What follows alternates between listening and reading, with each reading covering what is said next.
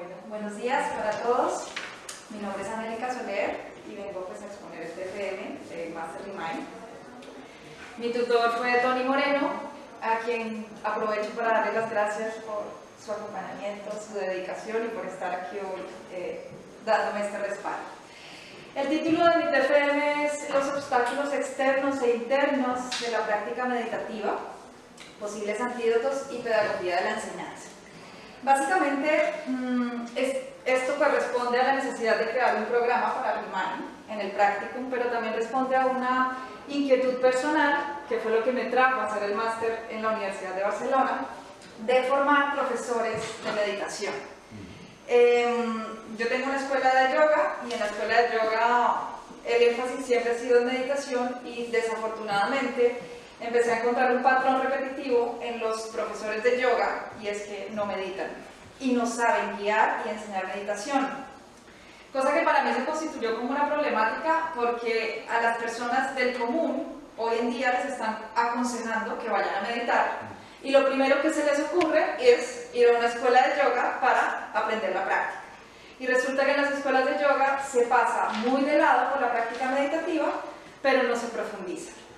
Entonces, el objetivo esencial del programa era ampliar la oferta de profesores de yoga capacitados para enseñar meditación y que puedan entregar esta valiosa herramienta con el conocimiento real, porque desafortunadamente hoy por hoy hay muchas formaciones de yoga que son como rápido, entregan toda la parte física, corporal, el asana, lo que estamos acostumbrados a ver como yoga, y nos olvidamos de la gran porción del yoga que en realidad está hecho para meditar. Es decir, la práctica física de yoga yo creo que es como un 10% en realidad del total de la práctica de yoga. Entonces de ahí viene esta iniciativa y a la vez, pues en el desarrollo ya del practicum me voy dando cuenta que era interesante también abordar la temática desde un punto de vista pedagógico para saber cómo es la enseñanza de la meditación hoy en día, que ya estamos fuera de las tradiciones milenarias y que estamos viviendo en un mundo contemporáneo y cómo lo podemos adaptar a nuestro día a día. Y el otro objetivo del programa pues era formar profesores de meditación cualificados. Entonces básicamente cuando empezamos el programa se inscribieron 25 profesores de yoga. Lo hice en Vilaseca, Tarragona, en una escuela de yoga que me apoyó porque estaban de acuerdo con que la problemática es interesante. Y empezamos con 25 profesores de yoga que vinieron de diferentes sitios de España, incluso había alguien de Portugal, bueno, muy interesados en profundizar porque no sabían cómo abordar la práctica meditativa. Y terminaron 20, ¿sí? Cuando empezamos el programa, yo misma hice una precategorización de obstáculos, porque digamos que el eje central de la investigación y del programa en sí mismo se centró en que pudiéramos observar cuáles eran esas dificultades que se aparecen y que si hace que los profesores de yoga no mediten, que en teoría deberían hacerlo, ¿cómo será la persona del común? ¿Sí? Entonces, cuando empecé a investigar sobre referentes científicos para poder hacer la investigación respecto de los obstáculos de la práctica meditativa, no existen. Entonces tenía una base teórica muy pobre, por decirlo de alguna manera, desde el marco científico, que era un poco lo que nos pedían también en Master Remind. Con lo cual pues, tuve que irme a la ciencia del yoga, que es la base. Al final yo estaba enseñándole a meditar o haciendo el practicum con practicantes de yoga y profesores de yoga que iban a entender un poco este lenguaje. Entonces pues fui a la raíz con los Yoga Sutras de Patanjali y luego tomé referentes muy claros que hablaban del tema de los obstáculos con muchísima claridad y casi que tenían una categoría de obstáculos y antídotos, que para el marco de este programa fue pues, el libro de Meditación Síntesis de Julián Peragón, donde él hace una catalogación muy clara de los obstáculos y los antídotos, y el libro de Iván Oliveros Secha también. Entonces, entre los obstáculos que nombran los Yoga Sutras de Patanjali, que es un libro pues, de la ciencia tradicional del yoga, Meditación Síntesis de Julián Peragón, algunas aplicaciones en el MBST de Mindfulness para la depresión y el libro de Meditación, Teoría y Práctica de Iván Oliveros Secha, pude hacer una precategorización. De ahí que entonces el objetivo de la investigación era mostrar los obstáculos de la práctica meditativa, medir la frecuencia de aparición de cara a crear un programa o una intervención que tenga como objetivo la disminución de esta problemática, o que también a nosotros como maestros de meditación, como másters en meditación, nos dé herramientas para orientar a los estudiantes hacia otros caminos en la práctica. La hipótesis es que de la misma observación de la práctica y las dificultades que aparecían entre los meditadores se puede extraer herramientas pedagógicas para mejorar el compromiso y la enseñanza de la meditación. Entonces, la muestra, tuve dos grupos, o bueno, eran dos grupos. El grupo A, que eran los 20 profesores de yoga que finalmente hicieron el programa. Todos, el requisito de inclusión era que estuvieran formados o en formación, pero por lo menos que tuvieran un año de práctica física de asanas con o sin experiencia en meditación. ¿Qué pasa? Yo ya tenía prediseñado el programa desde antes de iniciar el máster, iba avanzando, mientras los 2 años de máster el programa estaba muy avanzado, y cuando ya lo miramos con Tony dijimos no podemos hacer el programa completo porque eran muchas horas. Entonces se hizo un programa de 80 horas, un pedacito, y que fuera solamente orientado a profesores de yoga ayudaba, porque ellos ya tenían conciencia corporal y sabían un poquito más, tenían activado ese observador para poder ver cuáles eran esas dificultades que aparecían. Y luego hay un grupo B, que fueron 30 personas, estudiantes de estos profesores. El criterio de inclusión para ellos es que nunca hubieran meditado y que quisieran comprometerse con la práctica 45 días. Para el grupo A, durante el programa, bueno, el programa se basó pues en técnicas de respiración, escaneo corporal, y fuimos muy profundo todo el tema del Vedanta de Sesha, del maestro Sesha, y con ellos hicimos una práctica de 80 días, 80 horas, ¿sí? En la cual se les iba mandando un audio semanal y ellos iban llenando un diario de práctica personal que ya voy a contar. Y con el grupo B, ellos mismos, los profesores, le iban explicando lo que yo les explicaba, y tuvimos un diario de práctica personal de 45 días en audios de 20 o 25 minutos, porque eran iniciantes y pues 45 minutos no iban a estar. Toda la metodología que usé fue cualitativa, no tuve pruebas pre y post, todas las pruebas fueron de carácter cualitativo, orientadas a determinar los obstáculos que aparecían previo a la intervención, durante la intervención y ya cuando estábamos terminando el proceso. Entonces, previo a iniciar el programa, tuve varios momentos de las pruebas. Al grupo A se le aplicaron todas las pruebas.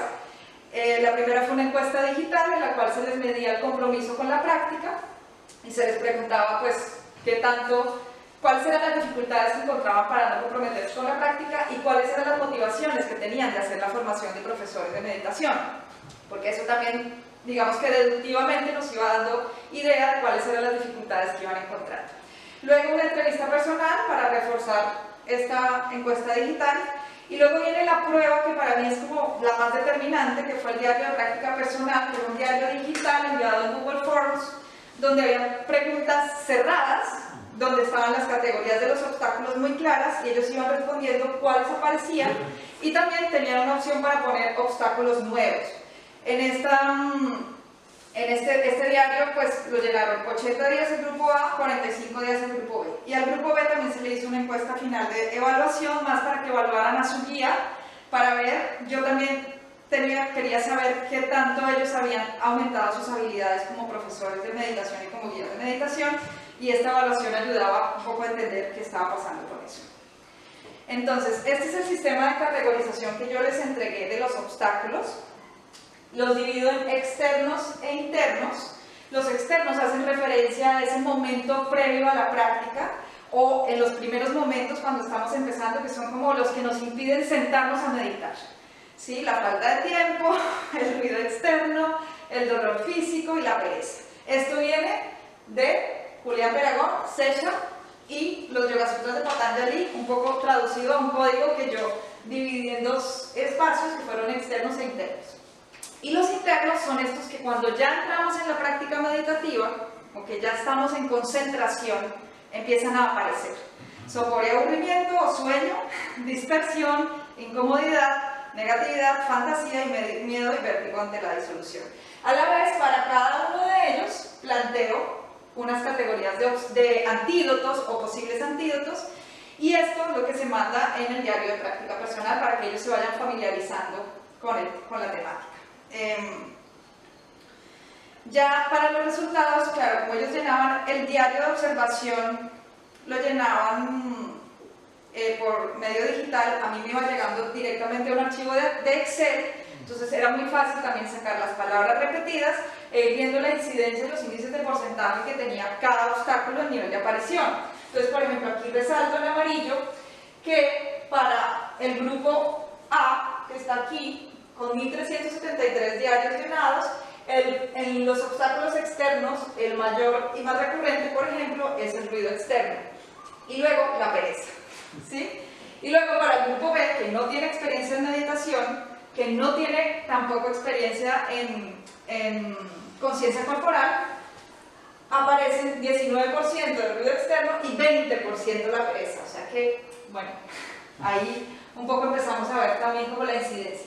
Y los obstáculos internos llama la atención que se repiten mucho menos, con lo cual, ya en la discusión lo vamos a ver, lo que yo pude observar es que para darme cuenta de los obstáculos internos debo haber superado totalmente el poder identificar los externos, es decir, que se necesita práctica en tiempo, en semanas, por decirlo de alguna manera, y también práctica en tiempo dentro de la misma sesión, para poder entender un poco los obstáculos internos, porque los niveles de repetición, a excepción de la dispersión, que es el primero que identifican de los obstáculos internos, los demás es como que no saben todavía llegar allí. Y en el grupo B, si vemos, se presentan en mínima, porque casi que el iniciante en meditación se queda concentrado solo en los externos. Tengo pereza, hay ruido, no hay tiempo, esto está muy difícil. Bueno, también pues llama la atención de que aparecen como nuevas subcategorías que yo no había puesto. Tal vez aparece este estornudo de alguien que seguramente estornudaba todos los días lo ponían en el diario, entonces ya me aparece catalogado como una frecuencia de repetición. Y también llama la atención que hay muchas palabras nuevas que no eran repetidas, que eran diferentes todas, un 13% en el grupo A, y la categoría ninguno, o sea que también, y es alta, 7.89, o sea también todavía cuando no activamos ese observador no nos damos cuenta si hay dificultades o tal vez un error en el planteamiento de las preguntas, también lo he pensado. Bueno, aquí es lo mismo, un poco para mostrar.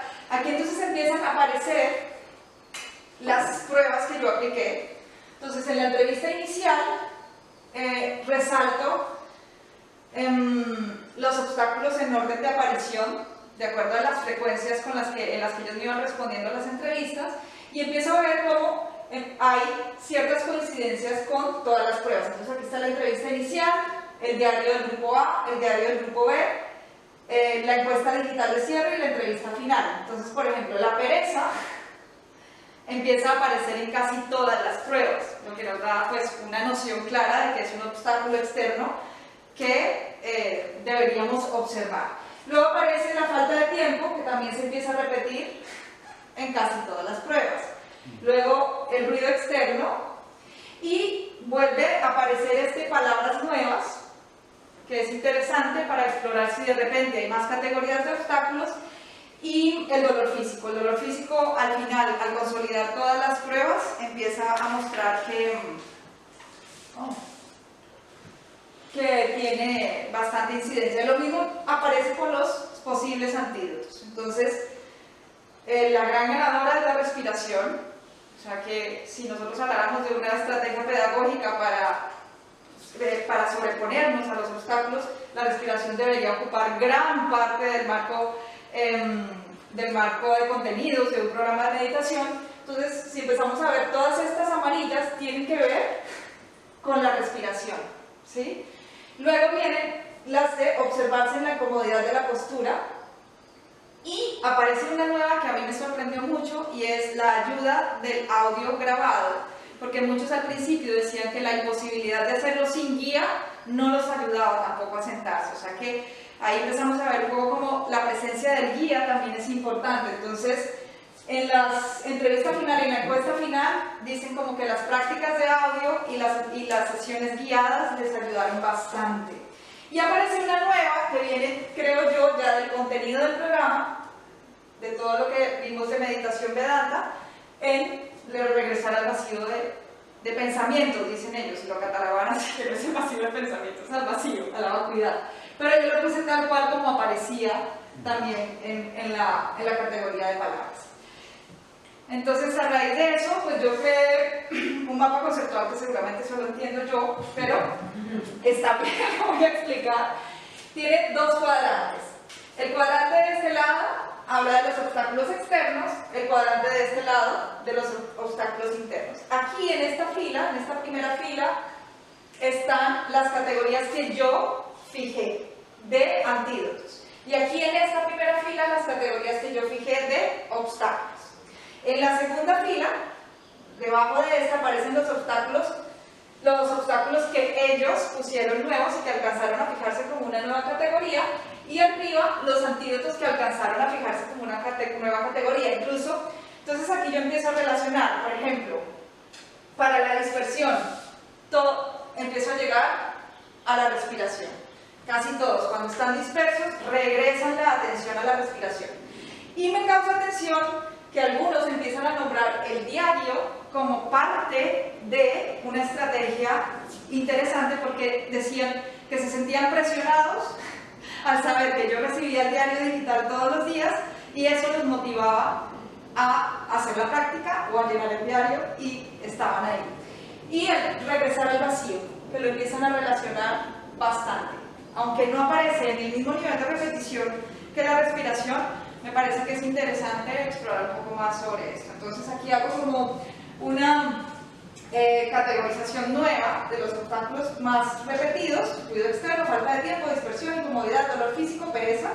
Nuevas categorías: dificultad para meditar sin guía, cansancio, apego a prácticas previas, esto también era muy usual con los que ya tenían práctica meditativa, rechazo general, apareció muchísimo, y estornudo.